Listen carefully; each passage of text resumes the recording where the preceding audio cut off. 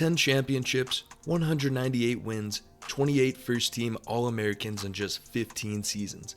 That's how dominant North Dakota State was on the FCS level of college football.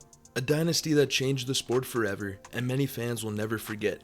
Except now, they are starting a new chapter. Just this year in 2026, NDSU shocked the college football world by moving up to the FBS level. So today, I wanted to see if one of the greatest FCS programs ever can actually survive at this next level. For most college football programs, moving from the FCS to FBS isn't the best option, but North Dakota State isn't most programs. Over the last 2 decades, the Bison controlled the FCS. They produced NFL talent, built one of the best fan bases in college football, and won at a level the subdivision had never seen before. Eventually, one question started getting louder. Was NDSU too good for the FCS? As I mentioned earlier, the stats back that claim up. From 2011 to 2025, they won 10 championships, having 12 conference championships, and going 49-5 in the playoffs. This has led to 15 players being drafted in this time and just 4 head coaches, with the past 3 moving to FBS schools. They also didn't just dominate the FCS. When it came to time for FBS competition, NDSU went 5-2, even upsetting a ranked Iowa where their dominance garnered a visit from ESPN Game Day. With all this winning though, something started to change. The Bison's dominance just became routine. Fans still cared, but the excitement these past seasons wasn't the same. Blowouts were expected, national championships felt normal, and some fans stopped going to games because they already knew the result. For years, it felt inevitable that NDSU would eventually move up to the FBS, but year after year, they stayed in the FCS. The question then stopped being if NDSU would move up, it became what was taking so long. On the field, NDSU looked ready for the FBS years ago. Off the field, it was a completely different story. Because moving up in college football isn't just about winning, it's about restrictions, money, geography, and having a whole new identity. Now, one of the main reasons for NDSU not moving up all of these years is that before 2023, the NCAA did have a 15,000 fan minimum average for FBS. But that's not really cared about now, leaving fans thinking why didn't they move up in 24 or 25? Well, also in 2023, moving up to the FBS seemed more impossible than ever because the NCAA upped the entry fee from $5,000 to $5 million, a big fee for universities. Then once they pay that entry fee, they need to pay whatever conference they were about to join, whether it was $12.5 million to the Mountain West or $18 million to the MAC, as well as having to add 22 more scholarships to meet FBS requirements, which is another $600,000 a year. These are just a few examples of a money barrier created to move up, not to mention all the behind-the-scenes expenses needed as well. Next was the location of NDSU. Being in Fargo, North Dakota, they were pretty much isolated from potential FBS competition.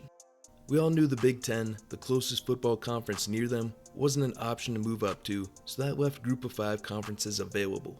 With that in mind, the closest Group of 5 teams were about 12 and 9 hours away, with that being Wyoming and Northern Illinois respectively. So again, travel costs added to the university's bill with no legitimate conferences nearby. Then the last point that I think kept NDSU from moving up earlier was the fear of becoming mediocre. Once you start winning, you don't want to revert back to just another middle-of-the-pack team. Because the reality is, NDSU probably wasn't going to jump to the FBS and immediately compete for championships or much hardware. And when you combine that fear with the money, the travel, and the lack of a natural conference fit, for years, staying in the FCS honestly made more sense. But then college football started changing. Conference realignment reshaped the entire map, leaving the door open to teams like NDSU and almost can't-miss opportunity. As I mentioned, over the last few years, the entire college football landscape changed, and for the first time ever, moving to the FBS actually started to make sense for NDSU. So what changed?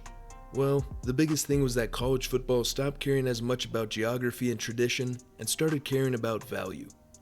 The first domino in the 2020s that I think set everything off was the moves of Texas and Oklahoma to the SEC. 2 powerhouse programs abandoning tradition and regional rivalries for bigger money and bigger opportunities. And that move triggered a massive wave of conference realignment across the entire country. Then came the collapse of the Pac-12. Staples of the conference moving to the Big 12, Big 10, and ACC, hundreds and sometimes thousands of miles away from opponents, but the chance of more money led to these moves. And eventually, with the Pac-12 collapsing, it affected other smaller conferences such as the Mountain West. With multiple Mountain West schools leaving for the rebuilt Pac-12, the conference suddenly needed programs that could bring stability, fans, and brand value, which is where a school like NDSU started to make a lot more sense. Because in modern college football, conferences aren't just looking at location anymore. NDSU probably realized they may never be a more perfect time to move up to the FBS, and 2026 presented the best opportunity. So after years of barriers and long-standing traditions, NDSU finally was the program that could make that jump. But are they actually ready? Now, being ready is a lot more than winning championships. Roster talent, recruiting and NIL, as well as facilities become the main focus points when moving to the FBS. From a roster standpoint, this team would have still been near the top in the FCS in terms of talent. Bringing back big names in Donovan Woolen, Griffin Empey, Keenan Wilson, and Jackson Williams. Despite losing 6 starters to the portal, 2 to the NFL draft, and 13 other seniors, the Bison still have a roster capable of competing immediately. NDSU has added 38 players from the 2026 recruiting class, and the program doesn't look to change too much of their recruiting plan. The Bison aren't really branching out into new recruiting territories. Instead, they're dominating the areas they are already very familiar with for talent. This has resulted in 10 of the 12 class of 2027 commits coming from North Dakota, South Dakota, Wisconsin, or Minnesota. To help with recruiting, administrators and boosters are doubling the NIL budget from $1 million to $2 million and doubling football operations budget to $8 million, hoping to give the program enough to make an instant impact year one in the Mountain West Conference. Facilities include when North Dakota State opened a 117,000 square foot, $54 million football facility in 2022, and discussions of a future expansion and renovations to the 32-year-old Fargo Dome. Exciting times for everyone involved with the program and fans of the team. And recent FBS move-ups look promising from North Dakota State football. James Madison made the college football playoffs in their 4th season in the FBS. Jacksonville State has won 9 games every season, and Kennesaw State won their conference their 2nd season in the FBS. Now, the Mountain West would probably be a tougher challenge than what some of those other programs faced, but if there's any FCS program built to handle that jump, it's probably North Dakota State. The next chapter of North Dakota State football officially began on February 8th. Throughout the video, I've laid out the journey that got them here, as well as the barriers that previously stopped them, and why now is the right time to make the jump. So was this really the right move? Personally, I think it was an easy yes, because even my worst case scenario for the Bison really isn't as worse as other teams.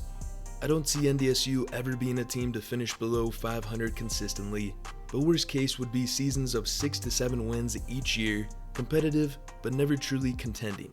The best case scenario, NDSU is a premier group of 5 team, winning conference championships consistently, and finishing with 10 plus wins a year like in the FCS. That would be the ultimate goal of this program.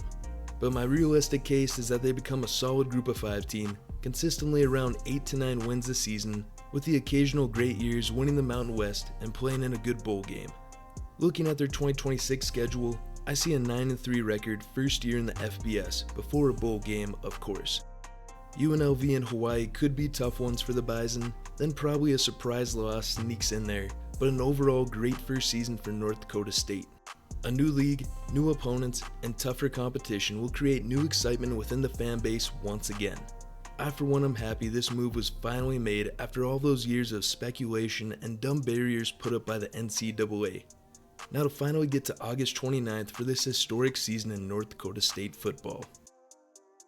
If you wouldn't mind hitting the like button, the subscribe button, and hitting the bell notifications. Thank you.